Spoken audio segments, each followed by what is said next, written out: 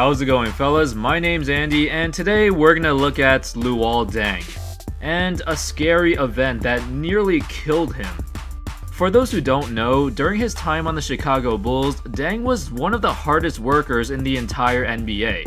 Not only was he the second or third scoring option for most of his time there, but he was also their most reliable defender and became a two-time All-Star too.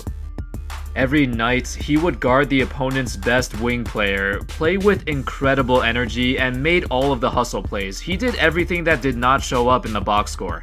Under Tom Thibodeau, who's obviously not known for resting his players, Deng led the league in minutes for 2 seasons and averaged around 39 minutes a game for 3 straight seasons. That's kinda ridiculous, especially when you consider how active Deng is on both sides of the floor.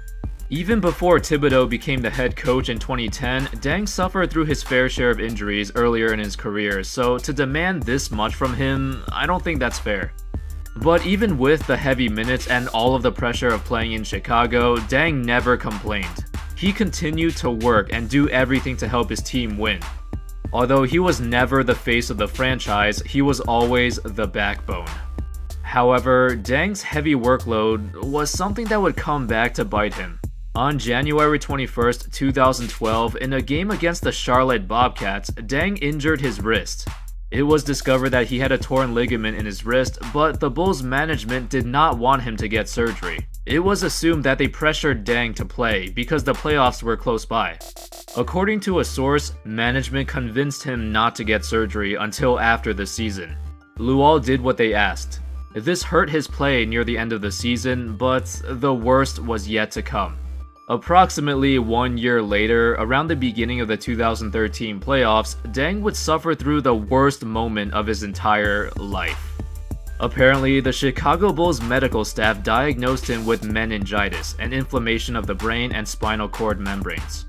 This condition typically causes things like loss of appetite, neck and back pain, headaches, and fevers. So anyway, the medical staff diagnosed him with meningitis, and they suggested that Deng should get a spinal tap, a procedure where a needle is punctured into the spine to see what's going on. This is a common treatment for people who have meningitis. However, the spinal tap procedure ended up being a huge mistake. Deng's body reacted horribly to the spinal tap as it caused a spinal fluid leak from his body, which gave him severe headaches, neck pain, and nausea for months.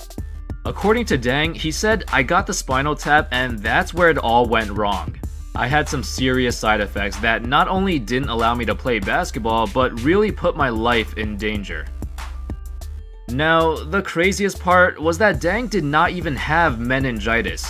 Yeah, after the spinal tap, the doctors discovered that there was nothing wrong with him in the first place other than having a common flu. So yeah, the Bulls royally screwed up. The medical staff basically misdiagnosed Deng and told him to get the spinal tap, which led to some serious complications that put his life at risk.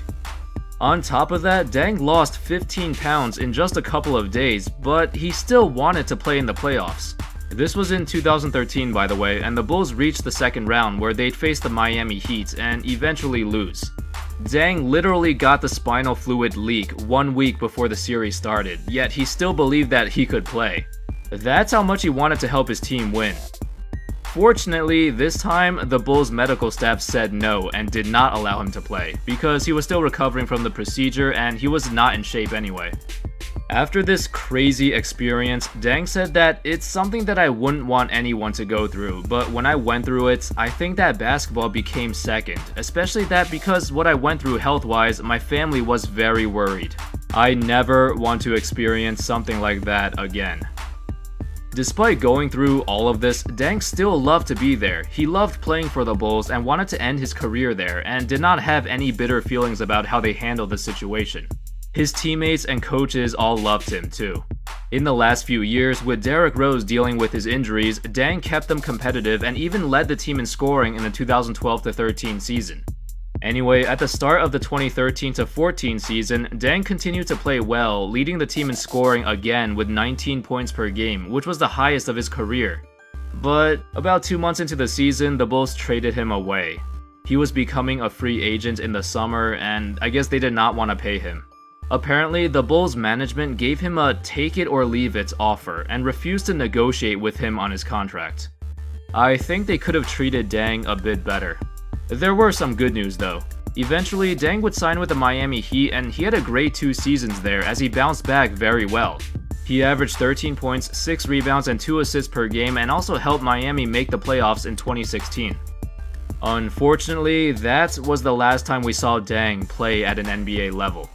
I know the Lakers signed him to a 4-year, $72 million deal in 2016, which now looks like one of the worst contracts in history.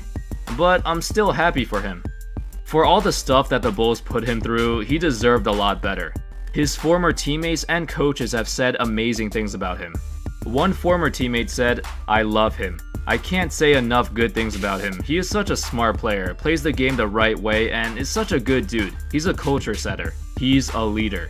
I'm guessing this was probably Jimmy Butler. Another teammate said, "He would sing, dance, crack jokes, play soccer in practice, just an all-around happy guy, and he's another great teammate that I've played with." As a player who played his heart out every single game, worked as hard as anyone, never complained about anything, yet barely got the credit he deserved either, Deng was the ultimate teammate, the ultimate glue guy, and at one point he brought life to a franchise who was suffering through the post-Michael Jordan era. And that's all, folks. Thank you everyone for watching. What do you think of Luol Deng as a player, and what do you think of his situation with the Bulls? I hope you enjoyed that video, and I'll see you next time. Peace.